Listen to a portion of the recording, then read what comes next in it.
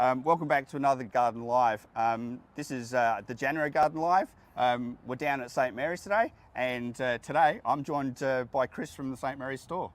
Hello, welcome to everyone to my lovely garden centre. You can see behind me there, so yeah. So happy New Year, mate. Thank you. Yeah.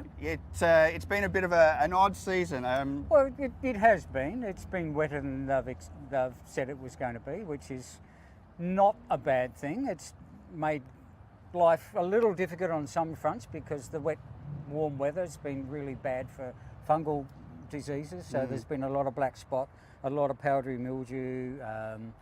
Leaf curl wasn't quite so bad this year because the rain came a bit late for that, but there's a few issues out there. But on the whole, the wetter start to summer has meant that we've had to water less and less stress on the plant. So not a bad thing. Yeah, I mean, I was obviously we've had holidays and stuff like that while I was on holidays. Well, somebody's had holidays.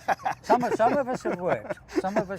Well, anyway, while I was on holidays, I managed to pop around to a few friends' houses and stuff like that, and they'd say, "Oh, come have a look at the veggie patch." So I'd go out there and they're trying with tomatoes and beans and things like that. But the one thing that I saw at least was that tomatoes really aren't as probably prolific as they may have been. What have you sort of seen? You didn't visit my yard. No, I'm having a really good year for tomatoes. Oh, okay. Stunning. Very, very good.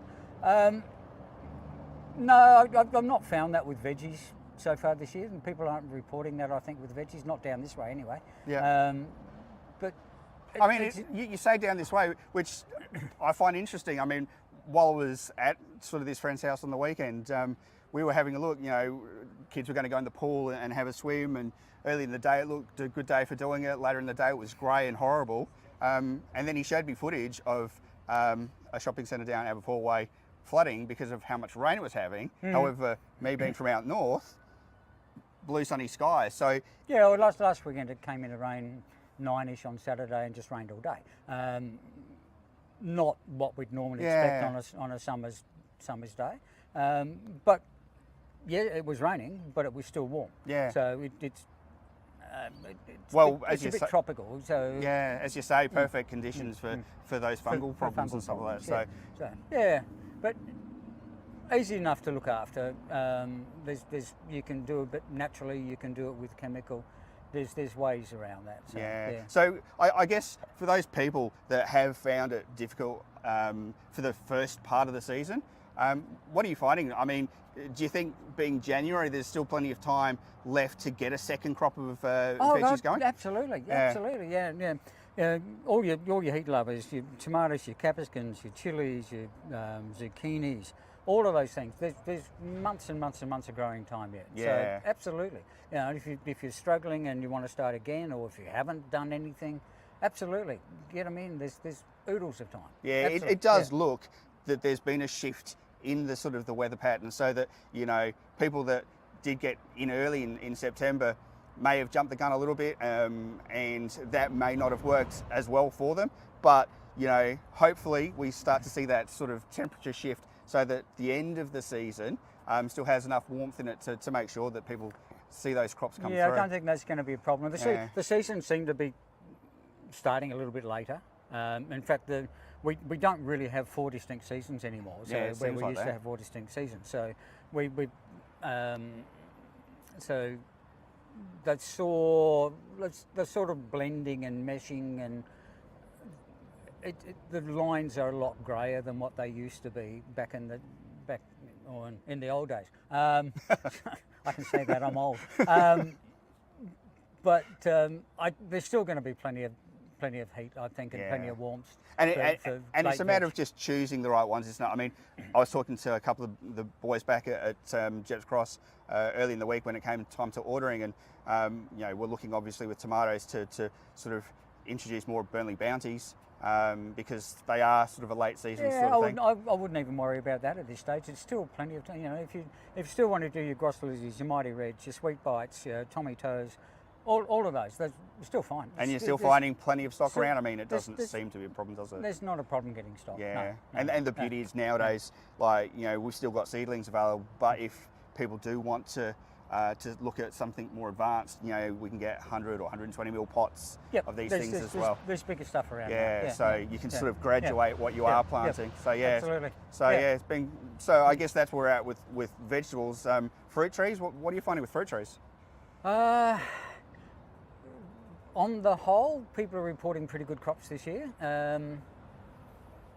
My apple, having said that, had none on it this year.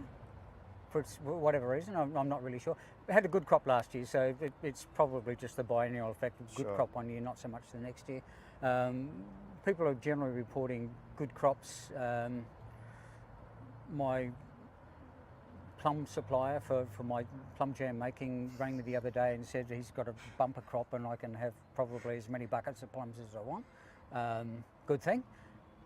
I know people that are saying they've got really, really good crops of peaches and nectarines, and so yeah, I think the season's been very, very good. I took a phone call once again, sort of in the last couple of weeks. Someone rang me and said that their fruit was starting to split. Yeah, well, that's just moisture. That's just moisture.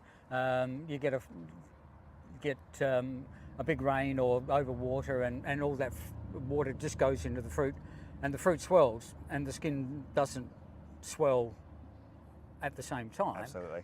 So it splits. So you just. And once again, I guess it's an indication of just how unpredictable the season's being. You know, we talk a lot here this time of the year about mulching and watering and you know, getting those things right. But sort of because that sort of weather pattern's been a little all over the place, trying to get your watering spot on can be a little bit difficult, can't it? It's just a take it day by day situation, and watering's always that way. So, but you just take it. You look at the weather, you go, yeah, it's going to be 40 degrees tomorrow. Yes, I need to water, especially stuff in pots. Yeah. Most of my veggies are in raised garden beds because I can't plant anything in the ground. Yeah. So it's just look at the weather and say, okay, it's going to be hot. I need to water the night before or water that morning. I haven't even got to the stage yet this year where I've had to put shade cloth over my veggies yet. Yep. So it hasn't been hot enough for that. This Saturday, tomorrow, I think it's 30, mid to high 30s.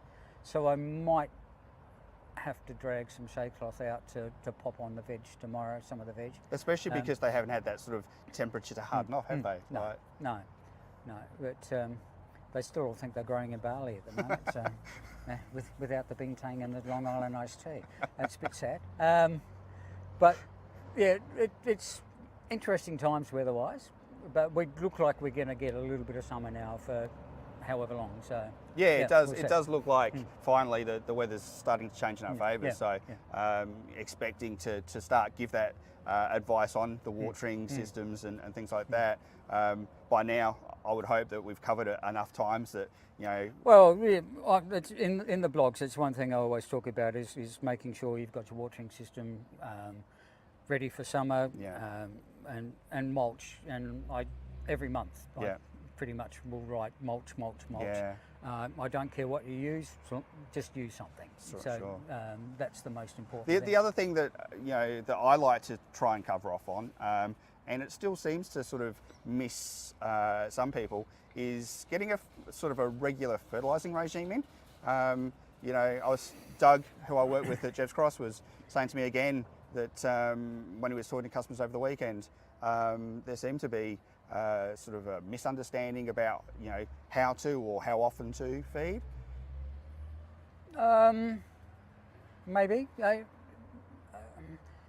Perhaps such a thing. We've got to remember that we had a lot of people come into gardening when COVID was on that may not have gardened before or come back to gardening. So that comes down to an education thing from people within the industry, where we have to get that across to people and have to communicate to people what to use, when to use it, and that's on us as horticulturalists to get that across to our customers. So it's absolutely important, and I understand that some people are not familiar with how and when to do it, but that's an education thing that we as an industry need to get across to them. So And I guess perhaps one of the drawbacks to sort of regular fertilising is that fertilisers aren't getting any cheaper.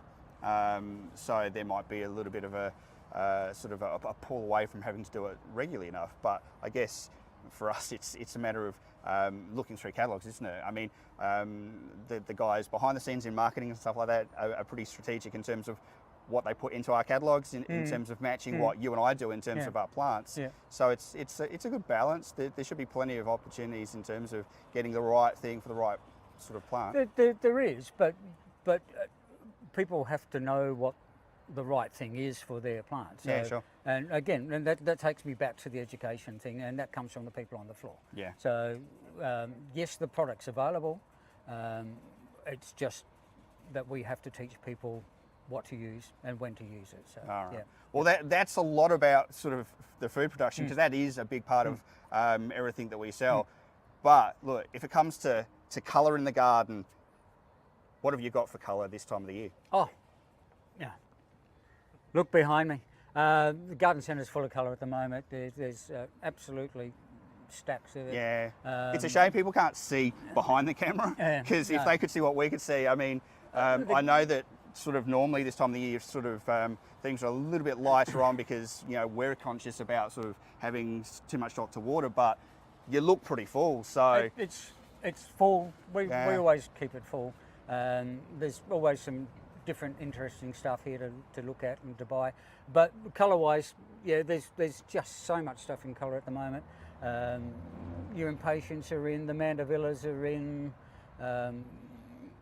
the petunias and everything are in full flower at the moment. Salvias are plenty of flower on the salvias.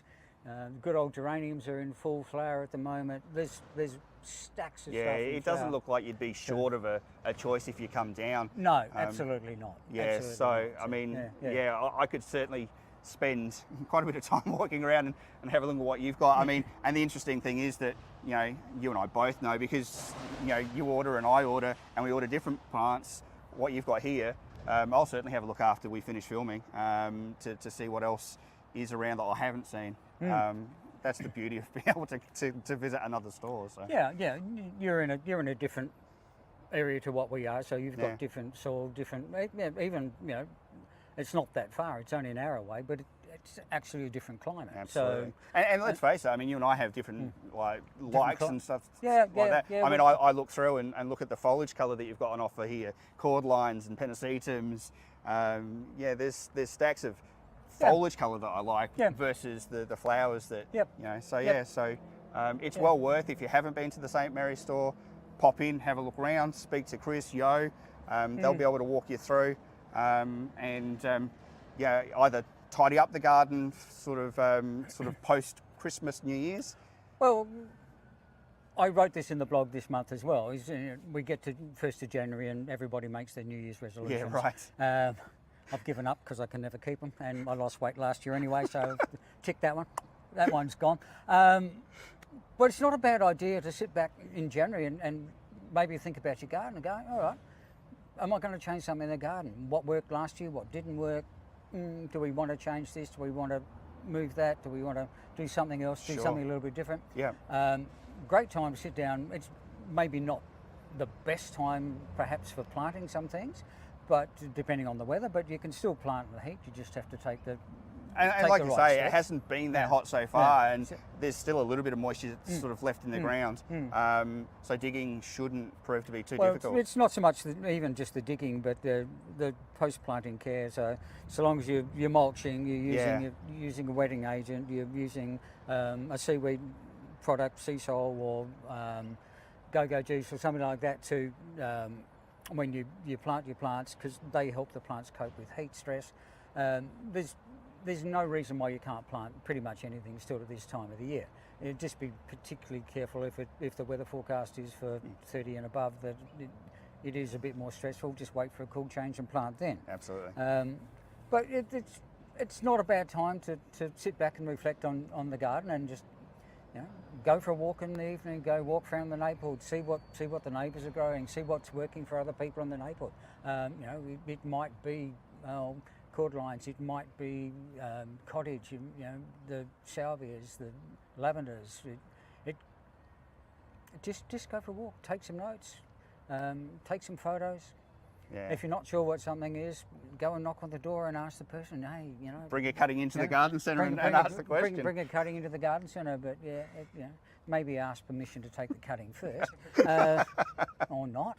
But yeah, that's a great way to try and look at your garden in a localised way, because if it's growing well for your neighbours, pretty certain that it'll grow well for you as well. That's I couldn't agree with you more. I think that especially if you're moving into a new area, the first thing to do in terms of garden prep is to definitely have a look at what's successful in your area. Yep. You know, the likelihood is that, you know, you wouldn't be the first person to ever try something in an area.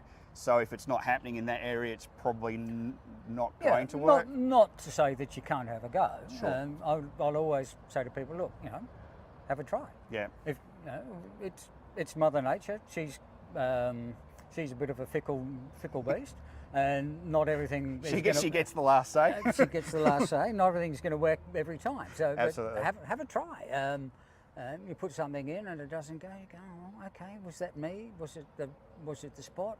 You know, is it just the fact that my soil's wrong? Yeah. The pH is wrong. There's lots of things that are going to affect how well your plants are going to do. So I totally agree. and again, you come into a garden centre and you talk to the staff and say, hey, look, I planted this, I'm having problems, it's doing this, it's doing that. And we can say, okay, well, have you considered the pH? Have you considered this? Have you considered that? Maybe try this. And I guess for those people that don't know, I mean, things like pH testing and stuff like that, we're quite happy to do that in the store. We've got access to all the chemicals and stuff like that. We've got all that. So people can sort of bring those things in and you know, like you say, get the full package, come in, show you sort of their blank canvas and ask the questions. Yep. Beautiful. Yeah. Well, mate, look, thank you very much for having me down My here. I think, you know, from what we can see, it's going to be an amazing weekend ahead of us. Warm, but it'll still go. And I think that hopefully that's the sign of things to come for January, and that'll take us then into the February garden notes, and I guess I'll be looking for your advice for February. I'll phone it in from Melbourne. I'm going to Melbourne for my birthday. Oh, well, happy birthday for that. All right, mate, look, thank you very much for hosting us down here, and at some point, hopefully I can get you up to Jepp's Cross to have a look around. All right, mate. Okay. Thanks, All right, Phil. guys, thank you.